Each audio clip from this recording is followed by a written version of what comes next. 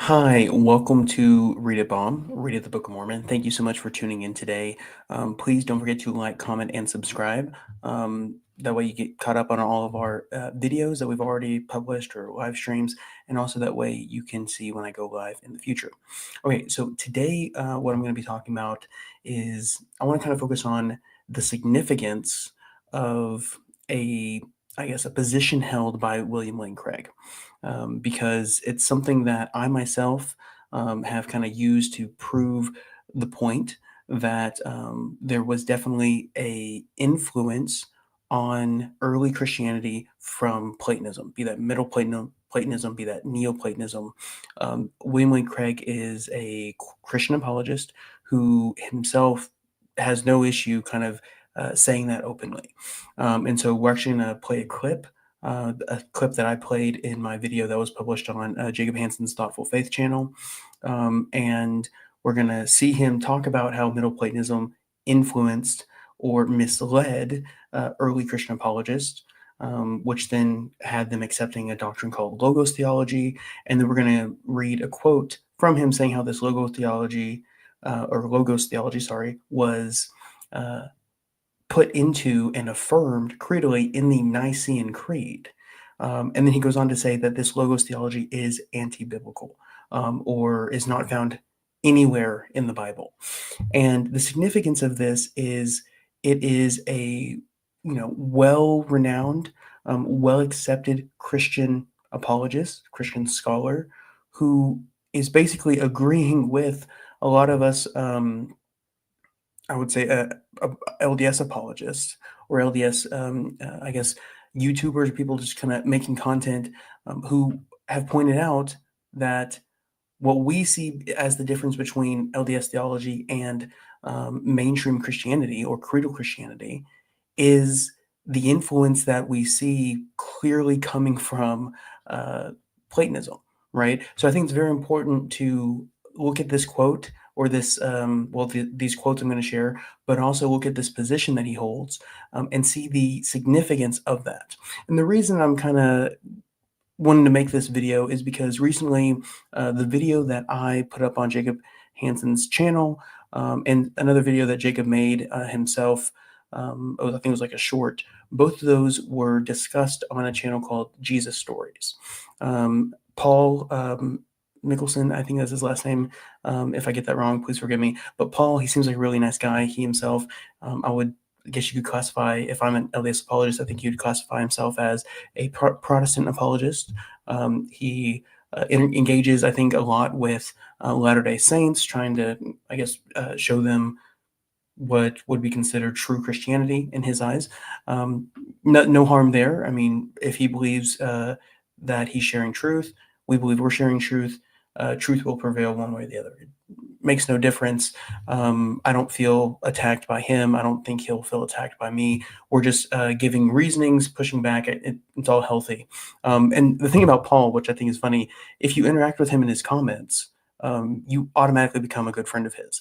I think that was funny. In the video that I'm going to share a clip of, throughout the video, he said, "My good friend, Swinson," which we've never spoken at all, like on the phone or face to face or anything like that. And I just think it's funny. I comment on a couple of his videos or one of his videos a couple times. We interact in the comments, and then I'm a good friend. I really like that. I think Paul is a great guy, right? And so I just want to provide some helpful feedback to his, I guess, response to the whole Christians have basically absorbed the God of Aristotle, the God of Plato. He made a whole video on that. You can go see his reasonings. I think for a number of points, I think his video failed to respond to the whole argument. I don't want to kind of make a response to his whole video. I just want to make a response to, or basically a statement on the significance of William Lane Craig's statement that I shared in my video. He himself responded to it in his response video. We're going to see what he says, and I think he kind of downplays the significance of what William Lane Craig is saying. So without further ado, I want to start this whole, I guess, argumentation that I have right now to present with a quote from scholar He's an Orthodox Christian, Eastern Orthodox. So the Eastern Orthodox scholar, Bo Branson, right? And this is something that I saw. He was interacting with Jake, the Muslim metaphysician, in like a debate discussion. It wasn't necessarily a debate, but it was like a discussion back and forth where Jake was pushing against Bo's concepts of the Trinity, and it wasn't tense or anything, and Bo was able to give his feedback. It was a really good conversation, but he said something very interesting, and he brought up William Lane Craig. So let's go ahead and watch that. Give me a second here. I'm going to share this. Okay, right here. Share. Okay. Let me just make sure audio is being shared. One moment here. I want you to make sure you can hear it. Okay, audio shared. Perfect. Okay, so let's go ahead and watch this. And I want you to hear what he says about what has historically been the concept of the Trinity and what William Lane Craig is kind of sharing as his concept of the Trinity. Like a narrower sense of Trinitarian that I'm kind of more concerned about in a way, but where you would say, well, historically, like what was this doctrine that was debated in the 4th century, and what did people kind of decide on, and so forth. And like, is that, we could ask, like, is that coherent? And so you might have a lot of sort of broadly Trinitarian views that for one reason or another wouldn't really cohere with like the historical sort of view. Mm-hmm. Okay, so I just want to kind of put a pause there. So he's saying within Trinitarian Christianity, right, there are going to be some of these models of the Trinity that align with what Christian history has been saying and teaching about the Trinity for millennia or more, right? And there's other views that are more recent that basically are not coming off of those thoughts of the early church fathers, right? They're not relying on Augustine or Gregory Palmas or what is it? Gregory of Nyssa, Gregory Nazianzen. I don't know how to pronounce his name. But there's all these other church fathers out there, right? And they themselves are teaching what is the Trinity, right? And so there are Trinity views, right, of churches like the Eastern Orthodox, of Catholicism, and they claim to go back to these early church fathers, and they're reasoning further off of the reasoning of these people who are really close to the creation of creeds like the Nicene Creed, the Chalcedonian Creed, all those things, right? And so they kind of like say, hey, our views have a ancestry or a history within the Christian tradition. But then he's saying right here, Bo is, or Mr. Branson is, that there are views that have basically nothing to do with the historical views of the Trinity. So let's hear, his further thoughts on this. My own view, I mean, and this is tied up with kind of me being Orthodox, is my own view is like, when I think of the doctrine of the Trinity, I'm just kind of thinking about the 4th century view. Like, to me, it's like, that's what the church decided on. And it's odd for me. I see, people like William Lane Craig or something, he's like evangelical Protestant apologists. And if you're like a Mormon or someone who's kind of a Christian-ish, but not Trinitarian or whatever, he'll say, well, that's not the historical Christian faith, because historically Christians have been Trinitarians. But then yet his own views on the Trinity are, by his own admission, just not compatible with that view historically. So to me, it's a kind of odd thing that people bother with the more kind of broadly Trinitarian view. But of course, a lot of Christians who aren't Orthodox, a lot of Protestants in particular, will just sort of say, well, this is broadly Trinitarian. So I guess. Okay, so I heard that when I was watching this, and I was like, hey, I got to bring this up at some point. This is a great quote, right? This is a great statement. Okay. And I think that, I could just end the video here. I'm going to do a little bit more. I want this to be kind of a shorter video, but I could just end it here, and it kind of says the whole point I want to kind of make almost. I want to bring up a little bit of the importance of pointing out William Lane Craig's statement of Greek philosophy, which is Middle Platonism. I'll bring that up in a second.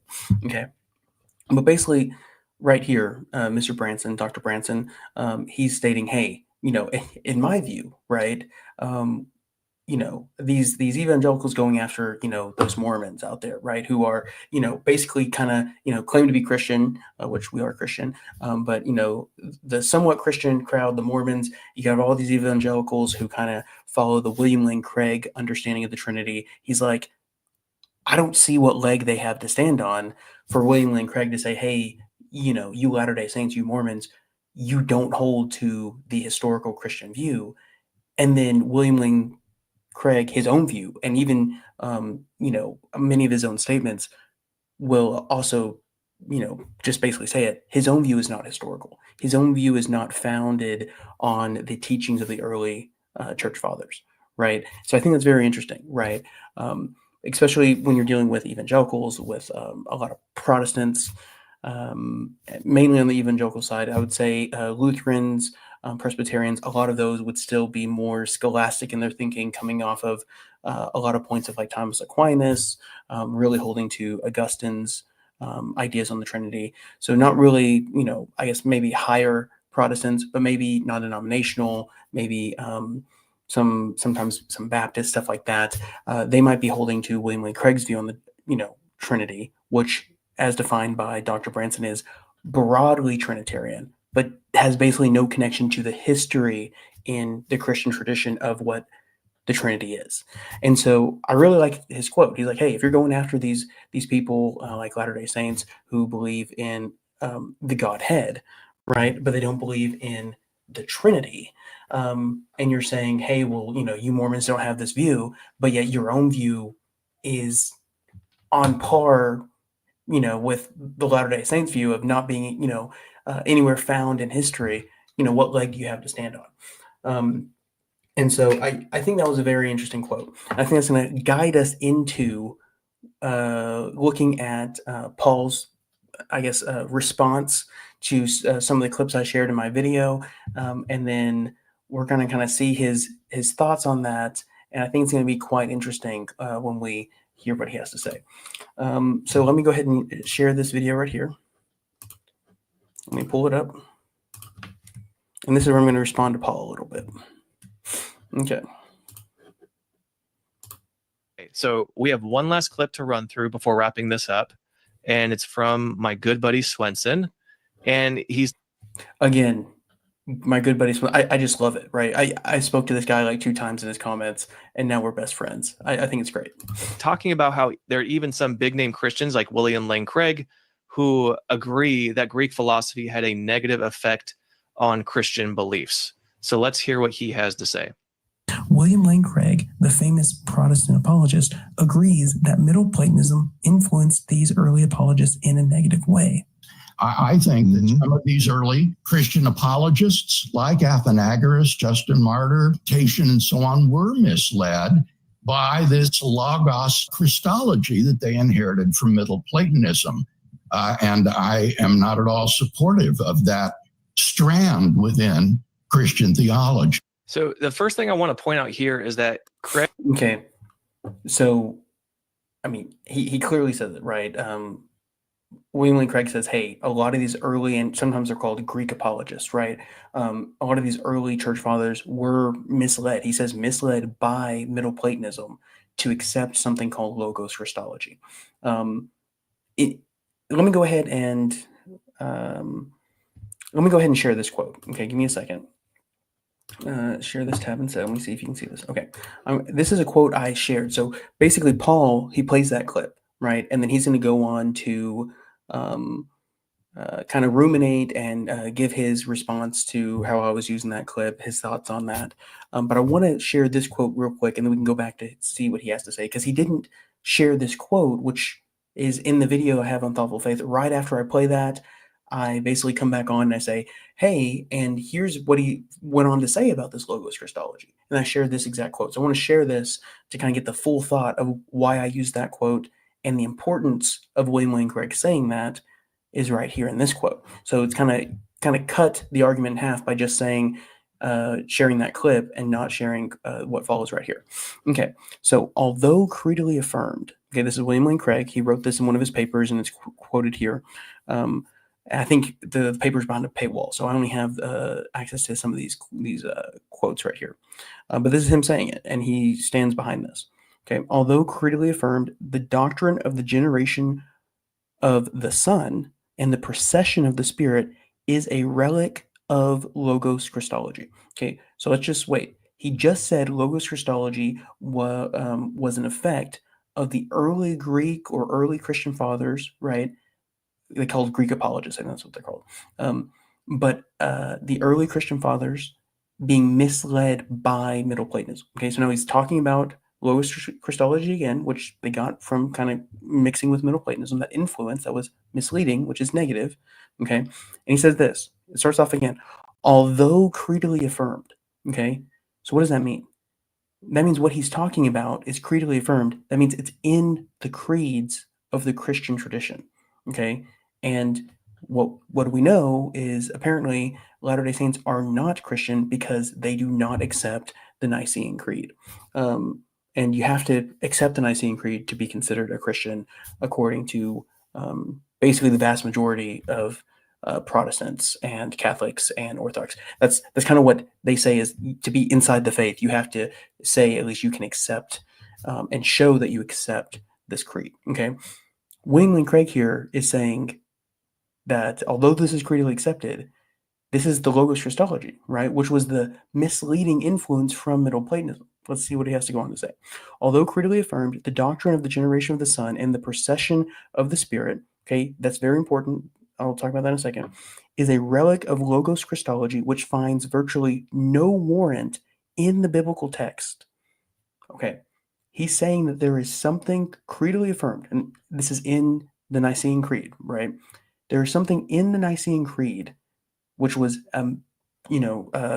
given or presented into the Nicene Creed or placed there through a misleading influence of Middle Platonism that is not found in the Bible. That is huge. William Lane Craig is basically saying that the Nicene Creed is anti-biblical. It is not biblical, which is a huge statement to make, right? Which basically all the other kind of Christian denominations will say, or the vast majority of them, is again, evangelical Protestants, some Protestants, they might say, hey, you have to accept the Trinity, you have to accept the Nicene Creed. William Lane Craig is saying he believes in a broader Trinitarian idea, right? That Dr. Branson was talking about. There's out there, William Lane Craig and other people, broader Trinitarian ideas. But they aren't historically Trinitarian in the Christian movement, Christian tradition. And this is why he's saying that. William Lane Craig here is basically saying the Nicene Creed is anti-biblical. There's stuff in it, if not basically the majority of it, is not based on the biblical text. Okay, it's based on this Logos Christology, which is a misleading influence of Middle Platonism. I want to keep saying that because William Lane Craig is making our argument for us here in these statements, right? We Latter-day Saints say there was misleading or negative influences of Middle Platonism, of Platonic thought, of Greek philosophy on the Christian tradition, right? And because of that, because of this mixing, there was that was an effect of the Great Apostasy, right? And that's that's one of our argumentations for the Great Apostasy. Okay, that's how the Trinity came about, and that's exactly what William Lane Craig is saying here. Okay, now let's just finish this. And he says, and this Logos Christology introduces a subordinationism into the Godhead, which anyone who affirms the full deity of Christ ought to find troubling. Okay, I can, if you want, ask me in the comments below if you don't understand that. I can make another video to explain that. I want to keep this video somewhat short. Okay, but I think the video I just showed, which him saying Logos Christology, it came from a misleading influence of Middle Platonism, and then here saying that Logos Christology is in the creeds, right, specifically the Nicene Creed, and that it's anti-biblical. It's not found in the biblical text. Has no warrant in the biblical text. I don't know how else to say that except for it's anti-biblical, right? I think that's huge, right? And so let's go back after reading this. Let's see what Paul has to say in his video in response to the whole Greek philosophy has influenced Christianity. Craig is specifically focused Christian theology. So the first thing I want to point out here is that Craig is specifically focusing on the deeper doctrine that's referred to as Logos Christology. He's not making the broad sweeping claim that Greek philosophy corrupted the fundamental doctrines of God. And in the clip you just saw, William Lane Craig is actually debating a oneness Pentecostal. Okay, a couple things right there. So Paul here seems to be saying, hey, this is only about this one little concept called Logos Christology, right? Which it's okay to get wrong because it's not something integral, right, to the doctrine of God. I want to go back and hear exactly what he says. And in the clip you just saw, Greek philosophy corrupted the fundamental doctrines of God. Okay, so he's saying, hey, William Lane Craig is only talking about this idea of Logos Christology. He's not talking about he's not claiming that Greek philosophy corrupted the fundamental concepts of God. That's exactly what he's saying, right? So traditions that hold, or I would say, traditions, you can say like the East, right? Eastern Orthodox tradition of what the Trinity is, the Catholic understanding, Thomism, Scholastic High Protestants, right? They all hold to the Nicene Creed, not just verbally, as we would say maybe a lot of evangelicals would, who would follow people like William Lane Craig, but like institutionally, like doctrinally, like you have to be able to say, not just you believe in a God that is a triune God, and you have to abide by the understanding of the Nicene Creed. Okay, so what William and Craig here is saying is the understanding of who God is, and that in God there are processions, right? That the Father begets the Son eternally, right?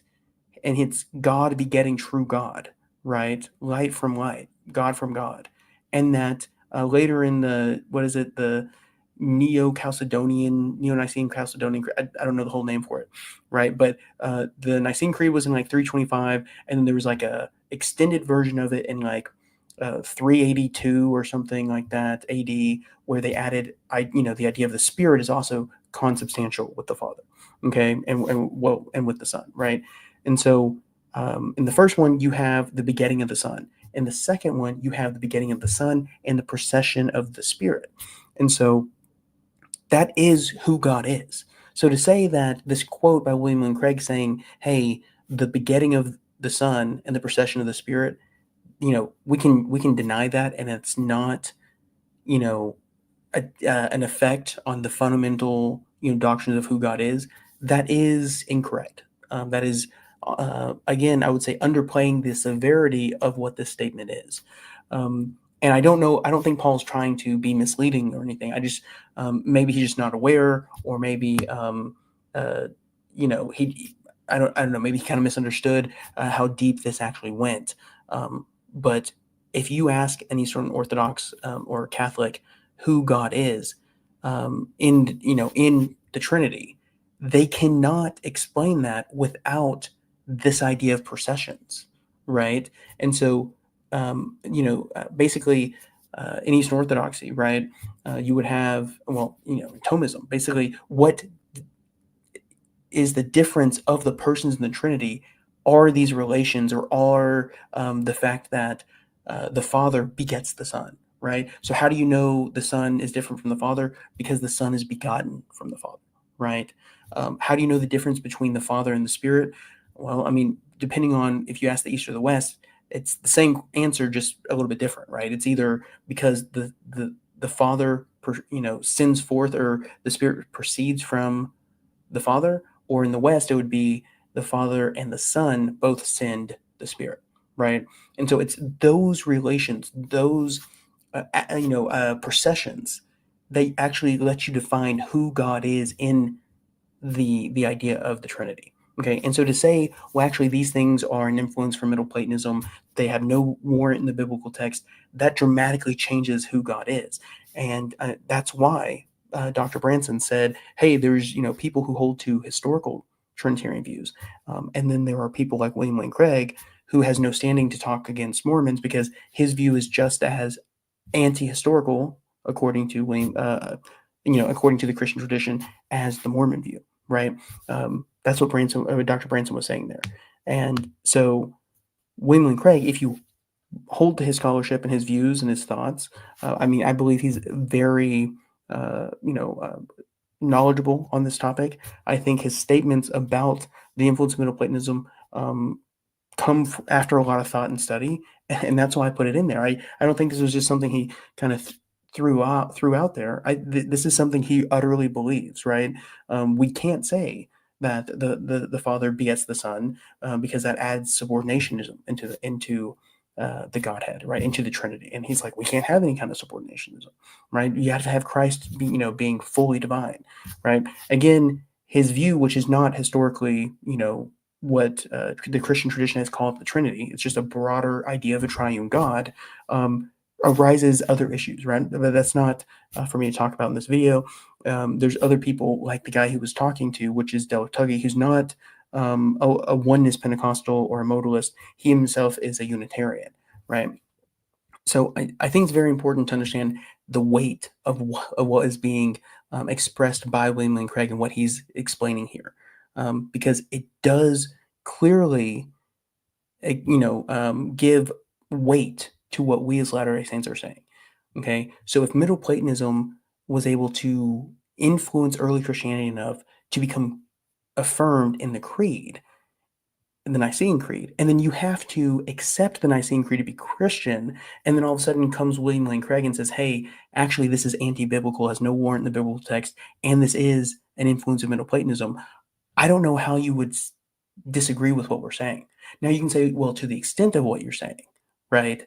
That's fine. But this is basically evidence, if you were to believe William Lane Craig and his model of the Trinity and his reasonings of why we can't say that there's, an eternally begetting or procession of the Spirit. If you believe all that, then you are kind of buying into at least part of the premise of what we Latter-day Saints apologists are saying when we're talking about evidences for the apostasy, in that there is negative influence of Greek philosophy onto the Christian tradition. So that's basically what I wanted to say. Let's kind of close up real quick with a couple thoughts, or let's let Paul kind of end his thoughts here. And in the clip you just saw, William Lane Craig is actually debating a oneness Pentecostal, and he's disagreeing with the specific area that Jesus and the Holy Spirit somehow eternally proceeded from the Father, which is a view that a few early church fathers accepted.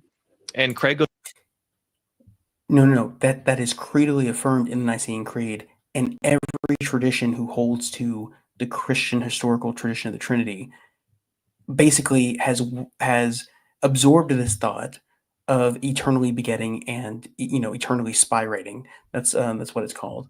And so Thomism, which is the basically the complete thought out theology of Catholicism through the eyes of Thomas Aquinas, he's addressed this, right? And he's accounted for this idea of eternally begetting and eternally spirating. Then you have Eastern Orthodoxy, right? They're all about the Nicene Creed, and you have, they say, hey, look at Thomists. Their view is a little bit different than ours because we account for the fact that in the Nicene Creed it says there is one true God who is the Father, right? Not the divine essence, as a lot of people try to say that Thomism says, right? It's not the divine essence that's God. Instead, it is the Father is God, and He eternally begets the Son, begetting Him in the full divine essence. So they're consubstantial, right? So in these two views, it is integral, right, in Catholicism, in Eastern Orthodoxy and Catholicism, that these processions exist, right? So again, I think this is kind of just downplaying, or maybe just not really knowing the full impact of what this statement means. goes on to explain how it took time to be able to accurately articulate what the New Testament revealed about how there's only one God, yet the Father, Son, and Spirit are each called God. And so there apparently were a few early Christians who struggled with this new revelation, and I think that's pretty understandable. But what William Lane Craig is not saying is that all of the early Christians adopted foundational doctrines from Greek philosophers. He's not making that claim. But secondly, this topic that It's in the Nicene Creed, so I would say that is not true, right? I would say all early Christians, including many, probably most Protestants today, at least the higher church Protestants, Anglican, Episcopalian, Lutheran, Presbyterian, all of those more, in the scholastic realm, kind of coming from the Catholic Church, scholastic, ideology. All of them accept the Nicene Creed and accept the processions, which is influence, negative influence from Middle Platonism. Catholicism surely does. Oriental Orthodoxy does. Eastern Orthodoxy does. I'm just saying, I think this is kind of underplaying or not really knowing the full weight of the statement. This is not just, hey, some like Justin Martyr got this wrong, but everyone after him corrected. By no means is that what this is meaning, right? This means all of Christian history has been affected by the, I would say, borderline canonizing, right? The creedalizing, I don't know, the acceptance of the Nicene Creed, which contains, according to William Lane Craig, negative Greek influence or misleading Greek influence. So with that, I'm going to end the video here. I want to keep it a little bit shorter, 31 minutes. I think that's great. Please don't forget to like, comment, and subscribe so that you can catch me when I go live again, even though this is me going live, but I'll be uploading as a video. But thank you so much. Yeah, you have a great rest of your day. Don't forget to read the Book of Mormon, read the Bible, and make sure to get closer to God every day. God bless.